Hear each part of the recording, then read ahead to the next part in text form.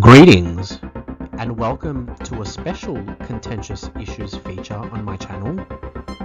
I am your presenter, Dr. Paul Karitsis, and today I will be dissecting and critically examining the survival hypothesis.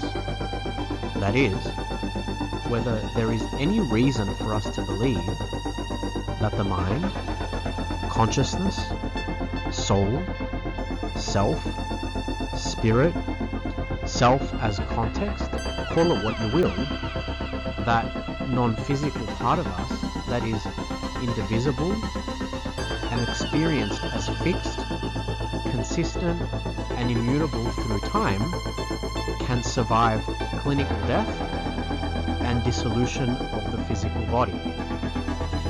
Another philosophical conundrum which extends back to the dawn of civilization.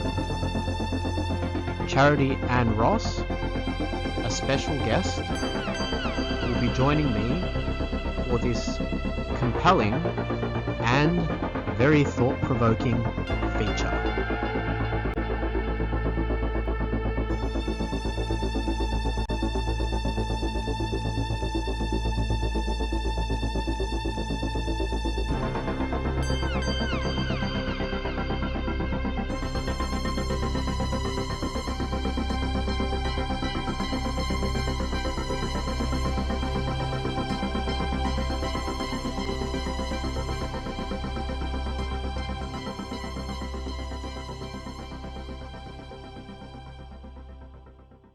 Greetings and welcome back. Today we have a very compelling, speculative, thought-provoking issue on the survival hypothesis. This is a question that the more curious among us have probably asked at some stage during their lives. Is there a part of self? Is there a part of me that can survive clinical death? So we have a lot of ground to cover before coming to a conclusion. Evidence for survival comes chiefly through first-person accounts of out-of-body experiences, near-death experiences, and veridical past life memories. It's a whole labyrinth of information that's actually out there. But before we get into the nitty-gritty and take a deeper dive into some of this information and critically examine it, we need to determine where and how we're going to begin this investigation. So a good place to start would be to look at what is known about the relationship between the human mind and the human brain.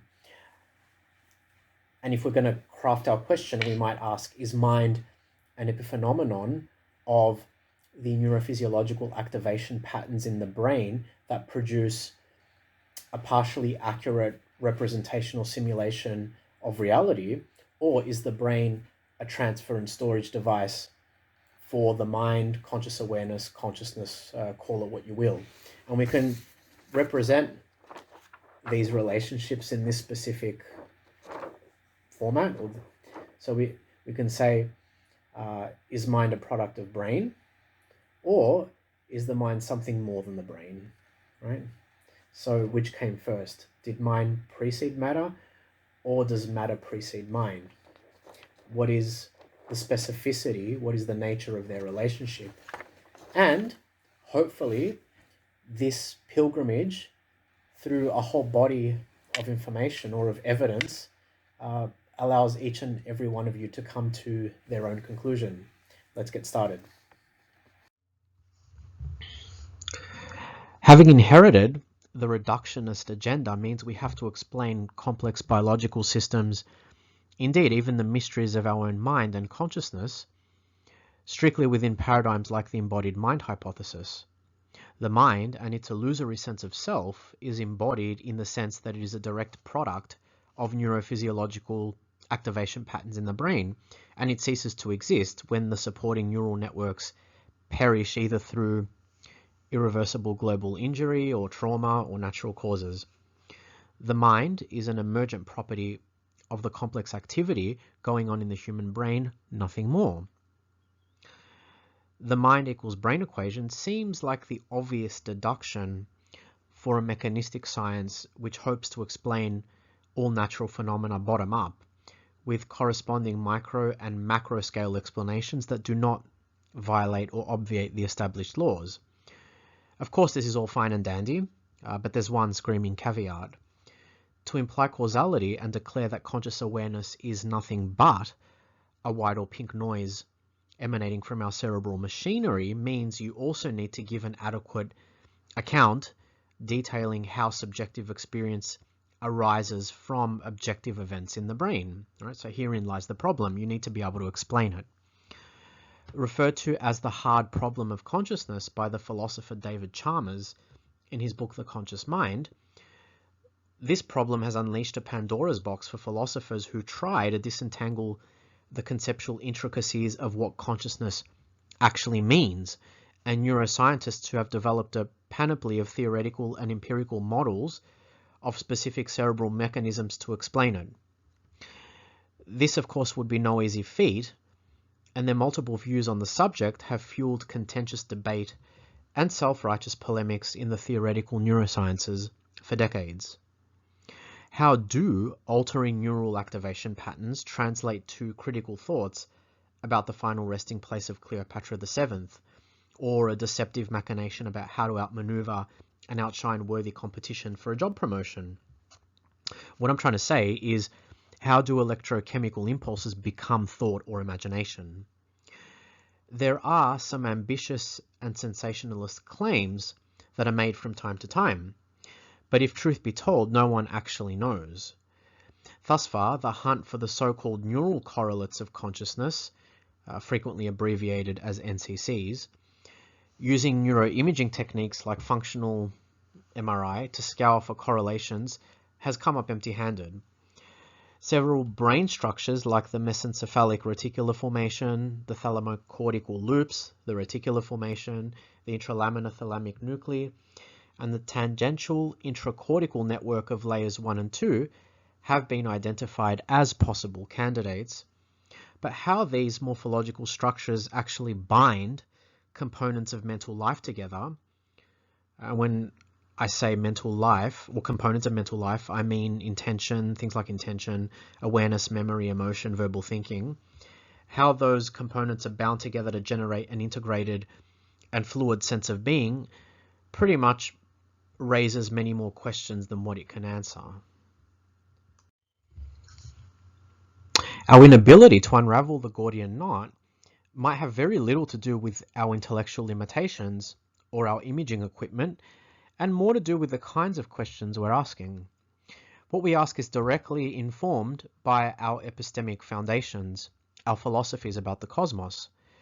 Bridging the mental and physical and engaging in painful mental gymnastics to pass out which of the two is fundamental and which is the derivative is the concern of those with dualist assumptions about the cosmos, a cognitive bias which extends all the way back to René Descartes, the father of the body-mind dualism.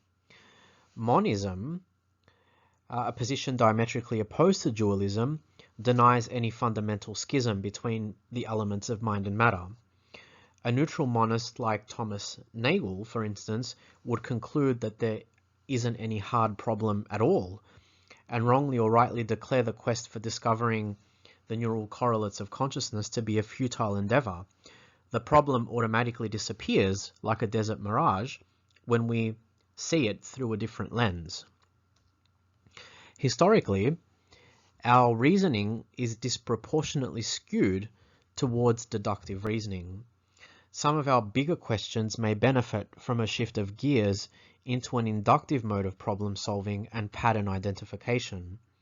Nature, they say, reveals herself through curious anomalies, such as perceptual excesses, additions to phenomenal experience known as positive symptoms by clinicians, induced by diseases of the brain.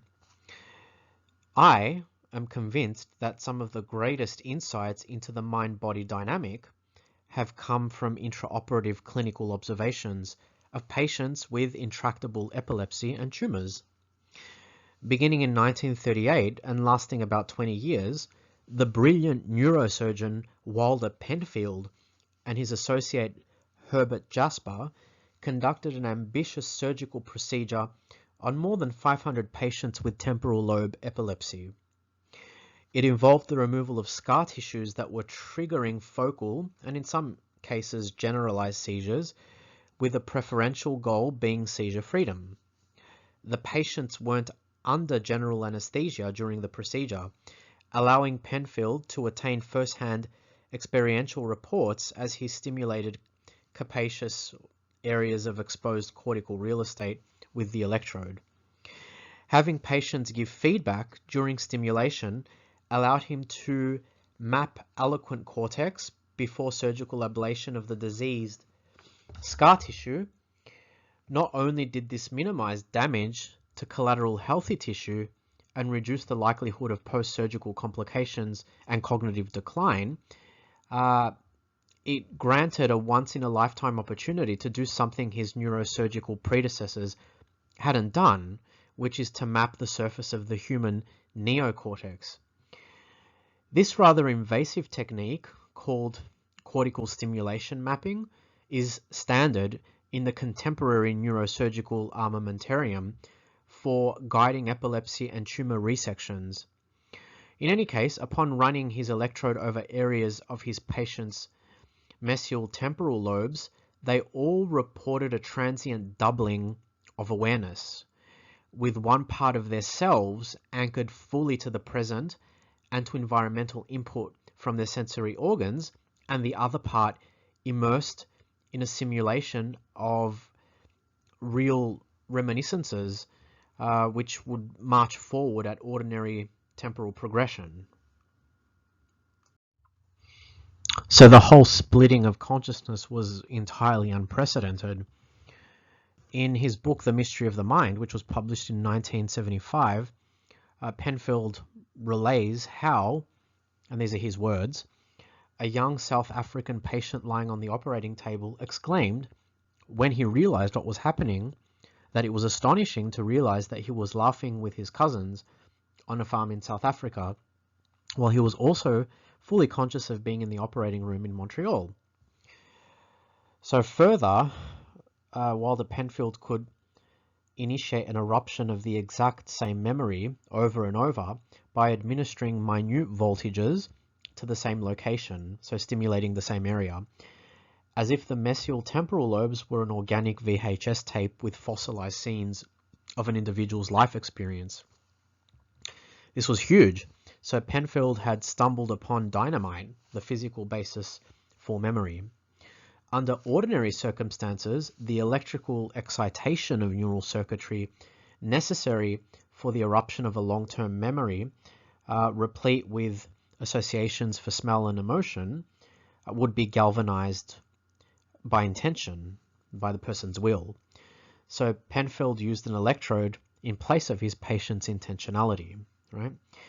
So his findings reveal that the predicates for self as content, so the actual content or the actual memories pouring into the vessel of conscious awareness, are encrypted in the neural tissue. But what about the self as context or conscious awareness itself? Where is that? There's many aberrant perceptual experiences that radically violate, the said materialistic assumptions. Two, for which their evidence is robust, are out-of-body experiences, so OBEs, and autoscopy. So out-of-body experiences are transient kind of phenomenal episodes which involve disembodiment, so the separation of awareness from the physical body itself. Autoscopy, on the other hand, is characterized by reduplication of self, or the projection of one's own physical body into space-time or into the time-space continuum. One specific researcher by the name of Blanky gives the following descriptions. During an out-of-body experience, the experient seems to be awake and to see his body and the world from a location outside the physical body. A closely related experience is autoscopy, which is characterized by the experience of seeing one's body in extrapersonal space.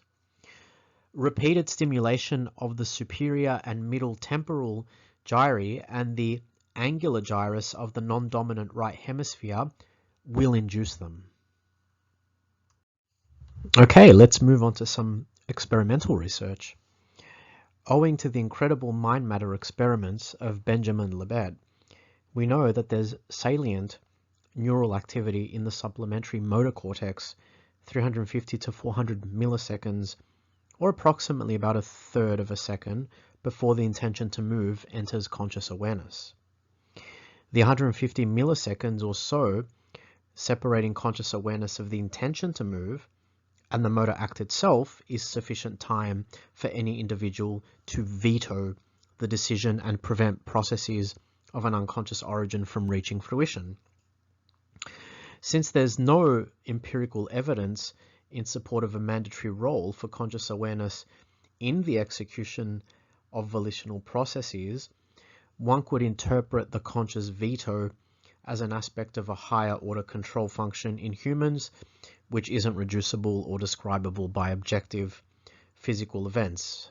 There's no corresponding neurological activity which can account for it. So the conscious veto could be a non-physical regulator of neuronal activity with top-down or causative control of unconscious brain processes.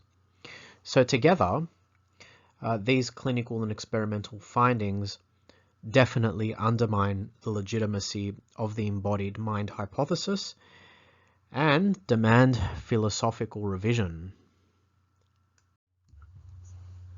So, unusual phenomena that do not conform to materialistic assumptions of reality could be described as anomalous experiences. What is an anomalous experience? There's one definition that's been offered by Cardina, Lin, and Krippner, who describe it as, quote, an uncommon experience or one that is believed to deviate from ordinary experience or from the usually accepted explanation of reality. Usually an anomalous experience will deviate from the socio-culturally mediated understanding of consensus reality. So there's different types of anomalous experiences. One class would include things like autoscopic phenomena, which I described before, synesthesias, which are cross-modal percepts, as well as multimodal hallucinations, which occur in more than one modality. So for instance, the verbal and the visual, or the kinesthetic and the olfactory, and these can be conceptualized from within the dominant scientific paradigm, the existing scientific model. Then there's another class which includes extrasensory perceptions, so things like telepathy and clairvoyance, anomalous photography, teleportation, levitation. These usually call for a steadfast revision of the Kantian Cartesian epistemological box and the unidimensional model of time and the materialistic assumptions which underlie reality. And then we have a third class, which includes reincarnation type experiences, past life memories, out-of-body experiences, near-death experiences. And these usually undermine the conventional model of mind-brain. And of these three classes, or of these three groups, it's the latter that corroborate the survival hypothesis. So that's what we'll be talking about next. So there's a whole plethora of literature pertaining to out-of-body and near-death experiences, and the one that I'm going to describe is neurosurgeon Eben Alexander's out-of-body experience or near-death experience. This was published in 2012 in his book Proof of Heaven, A Neurosurgeon's Journey into the Afterlife. In this book, he describes his near-fatal brush with the angel of death. The predicament starts one Sunday evening when Alexander's back starts to ache. Thinking it is no more than a mild respiratory virus, he chooses to ignore it. In retrospect, this inertia nearly costs him his life. What begins as a wave of pain coursing along his back swiftly snowballs into a grand mal seizure and subsequently into unconsciousness. After his immediate transportation to the Lynchburg General Hospital emergency room, treating physicians ascertained that Alexander is suffering from an E. coli infection, a primordial strain of bacterial meningitis. E. coli bacteria subsist and thrive in the gastrointestinal tract of human beings, and so under normal conditions, they are neither foreign or insidious or detrimental to the human body. Evidently, though, there are exceptions to this rule, such as when they enter the cerebrospinal fluid, bathing the brain and spinal cord, and begin to aggressively consume glucose and everything else in the immediate vicinity. The prognosis for victims of bacterial meningitis who seek medical attention after having suffered the first wave of neurological deficits is uniformly gloomy, to say the least. Only about 10% survive, and a significant proportion of these unfortunate individuals will spend the remainder of their lives confined to a chronic vegetative state. This makes Alexander's full recovery nothing short of a medical miracle. Not only does he survive the menacing ordeal, he returns with first-hand experience of supernatural agencies and information about the paraphysical realms beyond. The profound knowledge and wisdom conveyed to Alexander during his 7-day sojourn from the phenomenal world is explosive, leading to a dramatic amendment of his worldview and changing his life forever. And this is very common for individuals who experience NDEs or OBs.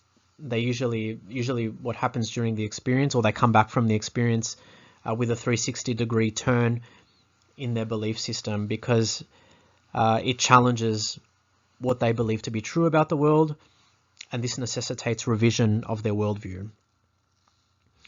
In the book, Alexander finds himself at this place called the Gateway, which is the entrance to the netherworlds.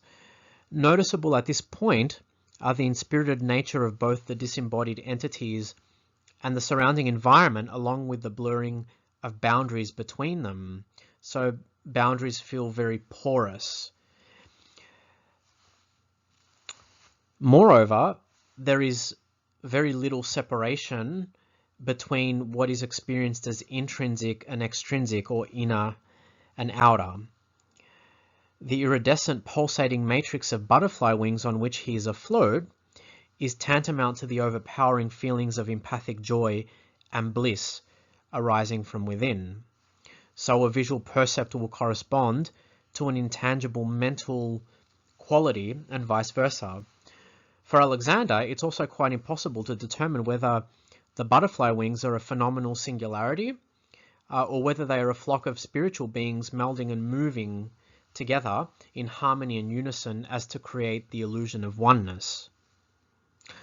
After gaining a profound awareness of his surroundings, he is greeted by an attractive blue-eyed, blonde-haired girl decked in a peasant-like dress, which he later learns was a blood relation, his birth sister Betsy. He didn't know this at the time. Communicating telepathically, she relays heartwarming messages translatable through ordinary language as, quote, "You are loved and cherished dearly forever. You have nothing to fear. There is nothing you can do wrong."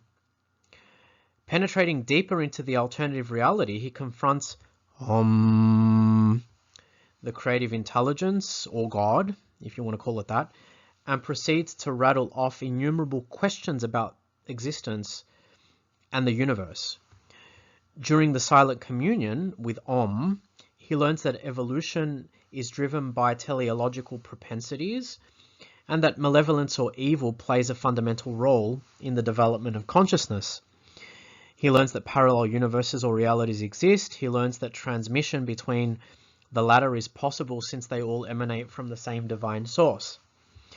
Much of what he describes sounds hauntingly similar to the philosophical and spiritual doctrines of ancient Hermeticism, Neoplatonism, and Gnosticism, which have survived through the ages. So, in describing his experience, we also start to think that there's reason to believe that consciousness itself may be layered, like the skins of an onion. When Alexander awakens from his coma, he is no more than a shadow of his former self. He doesn't remember the faces of loved ones, has no memory of his past. He articulates in a sluggish and sometimes incomprehensible manner, and experiences involuntary psychotic intrusions with rocket, skydiving, and airplane themes that frighten him immensely. Gradually, though, he recovers his bearings and the hitherto absent parts of his identity, his cognitive capacities, his characterological disposition, his unique flair for diction, recognition, his memories, his mischievous streak, his unique sense of humor, and his personal sphere of scientific knowledge all return as if they were conjoining beads of a pearl necklace. This curious phenomenon is often observed and cited, sometimes in meticulous detail, by other individuals who have experienced OBEs and NDEs. Of course, Alexander's published recollections have not escaped the critical, sagacious eye of other scientists, many of whom have sternly endorsed a conventional neuroscientific hypothesis for the sake of dissuading metaphysical speculation.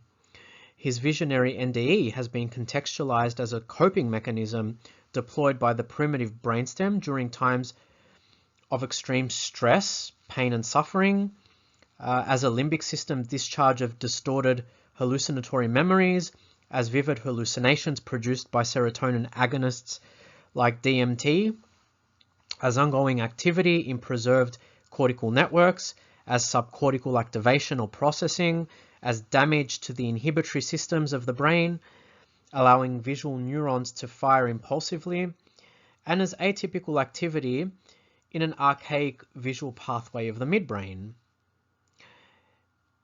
Eben Alexander, though, rejects these explanations, claiming that the multifaceted and interactive nature of his experience necessitated the functioning of auditory and visual regions of the neocortex, which had been rendered defunct by the microbial assailants at the inception of the coma. It's a very compelling read, and I recommend it highly. There's many other important cases in support of the idea that human consciousness is something more than the idiosyncratic neuronal activation patterns in the brain. One of these occurred at the Hartbeespoort Snake and Animal Park in South Africa and involved the owner of the facility at the time, a Mr. Jack Seeley. Jack is a highly respected herpetologist who had dedicated much of his life to understanding the instinctual behaviors of the venomous black mamba, as well as the correct and safest way to manhandle them.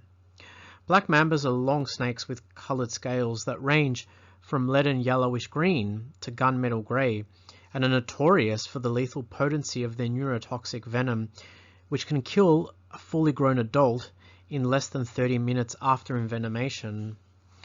Seeley possessed a keen eye for safety when releasing them back into cages, but on one occasion he became distracted by an overbearing and pompous research assistant who wouldn't stop asking questions about the snake's general state of health. So, making the mistake of averting his eyes to address the assistant's concern was all the opportunity the snake needed to lash out and jab its large fangs into his ankle. When the snake retracted, he could see copious amounts of venom spurting back out from the puncture marks. Having witnessed experiments involving the injection of variant quantities of black mamba venom on other animals, Seeley was able to estimate that he had no more than a few minutes of life left.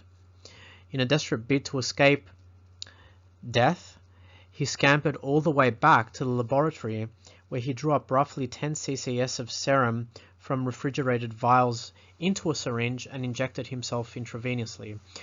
Of course, Seeley didn't think he would ever survive the ordeal. The amount of liquid antivenom needed to counter the rapid-acting neurotoxins released into the body by such a severe bite exceeded that which had been stored on site. Astonishingly, he made it all the way to the emergency unit of Pretoria General Hospital, but lapsed into a coma shortly after his arrival. Then, apparently, he died. After a few hours, the beacon of conscious awareness, which was Jack Seeley, mysteriously reignited. The first thing he became aware of was the monotonous beeping of the life support system to which he was attached. According to the monitor, he was brain dead. Yet, for some strange reason, Jack Seeley was perfectly able to reason, to think, to imagine, to remember, and to carry out all processes of cognition associated with a perfectly functional cerebral cortex. Strange, right? Even though his body was completely incapacitated, he could still hear everything that went on inside the intensive care unit. Through the course of the following week, Seeley witnessed everything unfolding within the four corners of the room from the confines of his conscious prison. A doctor who examined the state of his pupils confirmed the data transcribed by the life support system. So basically the absence of brainstem reflexes. One of the doctors actually told another, "That poor woman is going to be stuck with a vegetable for the rest of her life. The best thing we can do is to pull the plug." Thankfully for Seeley, his wife threatened the hospital with a lawsuit if they went through with their operation, and they immediately rescinded it. 8 days after being declared brain dead, he finally succeeded in wiggling his finger, a motion which he successfully repeated to demonstrate to all the doctors and nurses present that it wasn't just an involuntary nerve spasm. From that moment on, he gradually regained control of his entire body, and normal conscious awareness re-emerged in a tiered manner that he himself described as layer by layer. So other than NDEs and OBEs, we also have reincarnation type experiences and past life memories. And there is a plethora of cases that are available in the popular literature. One of my favorite is the case of Jon Snow, who described his account in Portrait of a Past Life Skeptic.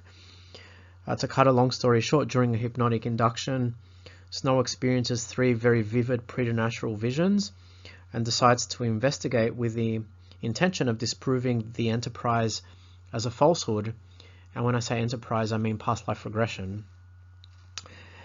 But instead, he unearths cumulative data and information that corroborates the veridicality of these visionary experiences. And he goes from being a skeptic and a doubting Thomas to being a believer. He even visits his own grave and has a panic attack in the process. I believe his former incarnation was Carol Beckwith, a 19th century American artist. It's definitely a worthwhile and compelling read. If you get the chance, do look into it. Do pick up the book. Of immense interest to me are also the comprehensive investigations of Professor Ian Stevenson, who examined the past life memories of 3,000 children from areas of the world where reincarnation is woven into the cultural and religious tapestry. The children that were involved in this investigation were basically united in that they could all recollect a comprehensive repository of memories connected to a personality that had passed over either a few months or years beforehand. In a great number of cases, the memories were easily verified by visiting the relatives of the deceased person with whom the former personality of the child was inextricably connected. Further still, Ian Stevenson was able to verify that there had never been any line of explicit communication between the present and previous personality or between their respective family members. A most remarkable feature consistent across all of the cases was that the previous personality had died under intense and violent circumstances, and that the child with whom these extinct personalities were connected by way of cognition sometimes exhibited skin abnormalities or birthmarks on areas of the body reflecting fatal injuries to be found on the former. The most convincing of these accounts were selected by Stevenson for publication in 20 cases suggestive of reincarnation, a book which remains to this day the essential and most important text for any serious and objective investigation into past lives. I highly recommend it. So any recollections of memories that are connected with prior incarnations are usually going to be most salient during the formative years. So when we're children, primarily because that's the time where we're not as likely to be conditioned by programs that pertain to the socio-cultural milieu which we're born into. Right? So I can't say that I've experienced, any past life memories. I don't have any vivid past life memories. Something that feels, memories that feel alien to me when I was growing up. However, there are certain peculiarities to my character or personality which I've frequently questioned. I've thought that maybe it's something more than chance. So from around the age of about 3, I developed an unusual fixation with the African palm tree.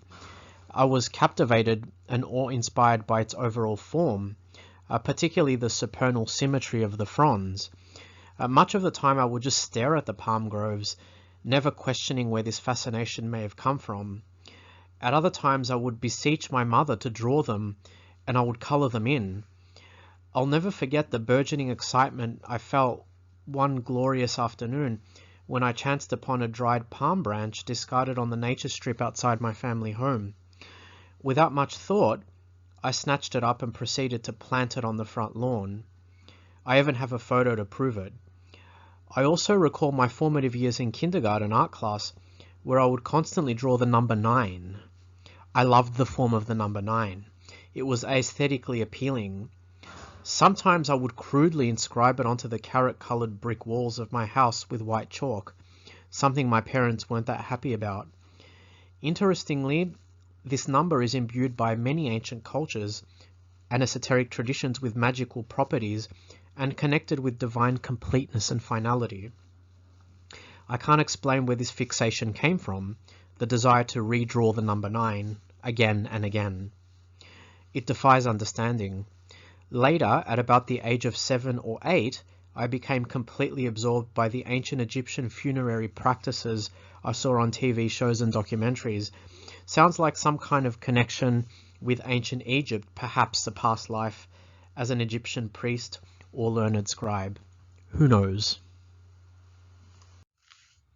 So, is there any empirical validity to claims of reincarnation?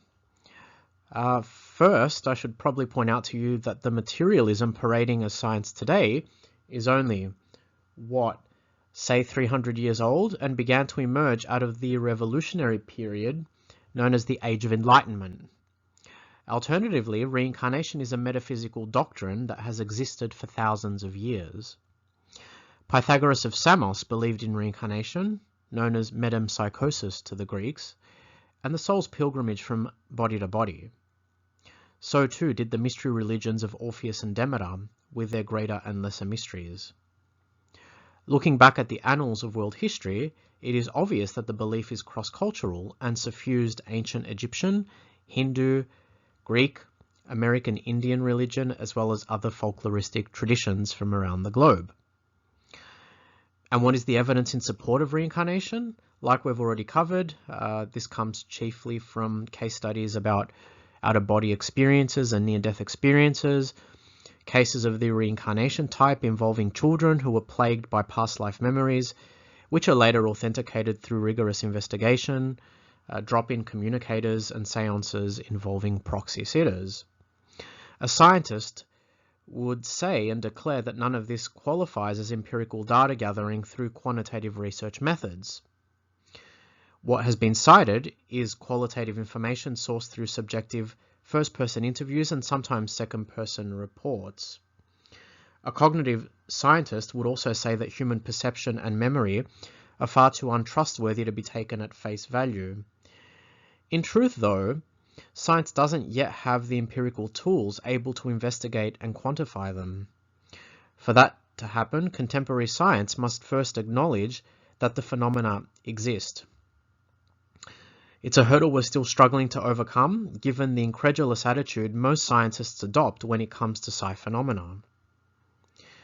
These are accepted as fact only after scientists laboring under the predominant paradigm modify theoretical assumptions as to permit them.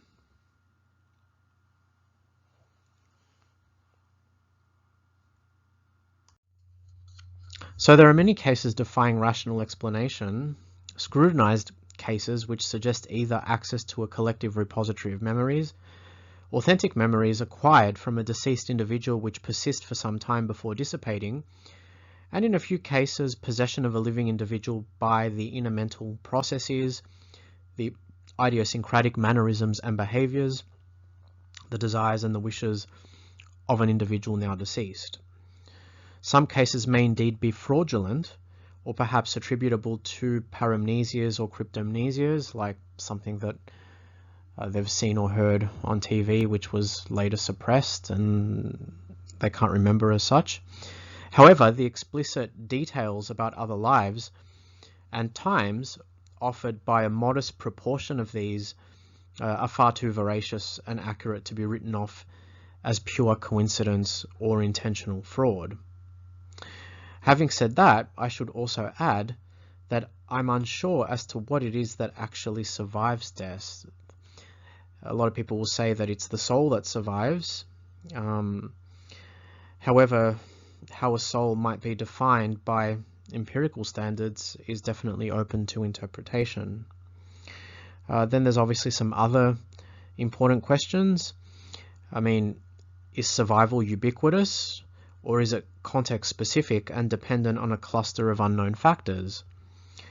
Is it the actual mind, personality, vital life force, I don't even know what to call it, that survives the death of the brain and reconstitutes itself under the tutelage of a new avatar?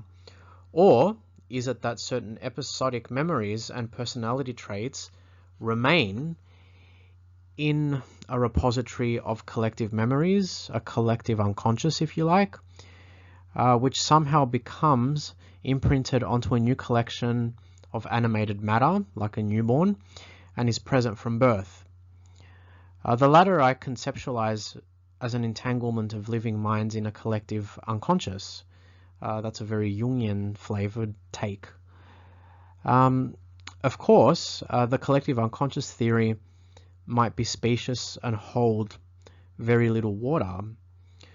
For the record, how difficult would it be to feign or fake personation? Children are usually too egocentric and intellectually or cognitively underdeveloped to adopt any mental, emotional, behavioral perspective that is alien to them. Even if they did, they would not be able to sustain the facade long enough to convince the living relatives of the deceased individual whose memories and traits they had appropriated that they were indeed one and the same person. I think any philosopher or scientist hoping to unlock the mysteries of a human consciousness should look at Ian Stevenson's incredible work, 20 cases suggestive of reincarnation. While studying children who claim to remember past lives, some fascinating things came to light. I won't bore you with all the explicit details, though I do want to mention some common factors. So in scrying the panoply of cases, he noticed that past life memories were particularly salient between the ages of 2 and 5, and then faded into obscurity by around the age of 8. The time between incarnations varied considerably, anything from weeks to years. Frequently, the experient shared the same socio-cultural background, age, gender, religious affiliation, and language of the deceased individual whose personality and memories they'd inherited. Sometimes there was a familial relation between the two that was somehow related. In most cases, the prior incarnation or personality had perished under violent and traumatic circumstances. And finally, birthmarks on the body of the experient correlated to mortal wounds and injuries inflicted upon the prior incarnation.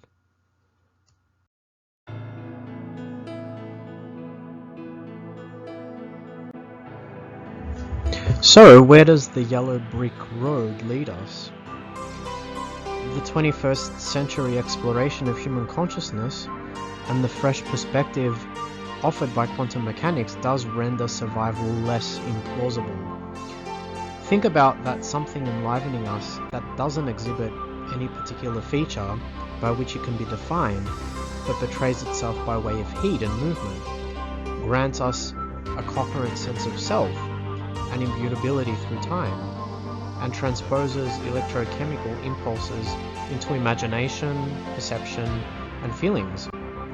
Consider for a moment Benjamin Libet's identification of a conscious, non-physical veto function with no identifiable neural correlates able to inhibit unconscious brain processes from reaching fruition or culmination, or the part of ourselves which manifests in dreams, which is able to perceive future events, right? The phenomenon of precognition and precognitive dreams. Could these phenomena, inexplicable to materialistic science, insinuate the existence of a non-physical entity impinging and cleaving through matter? Could the analogy of electricity coursing through insulated wires or cables be an accurate reflection of the nature of the relationship between this entity and matter, right? Or mind and brain, if you like. Perhaps the wires or the brain can continue to receive, contain, and express awareness until the former is severed, damaged, annihilated, or simply too weak to encompass or contain it. When this comes to pass, obviously transmission of electricity, awareness, consciousness, whatever you want to call it, within the time-space continuum is lost.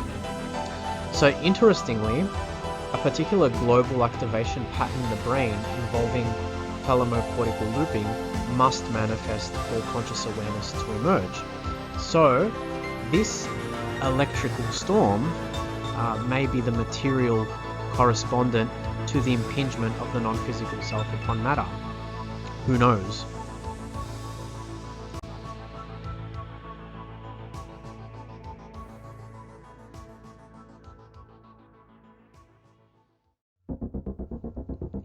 René Descartes may have been correct when he identified the pineal gland as the seat of the human soul. In human embryo formation, biologists have observed that the 49-day interval is marked by two fascinating events: the appearance of the pineal gland and differentiation into gender. Tibetan Buddhists propound the metaphysical theory where 49 days marks the re-embodiment of a soul between lives. Is all this attributable to coincidence? Maybe yes, maybe no.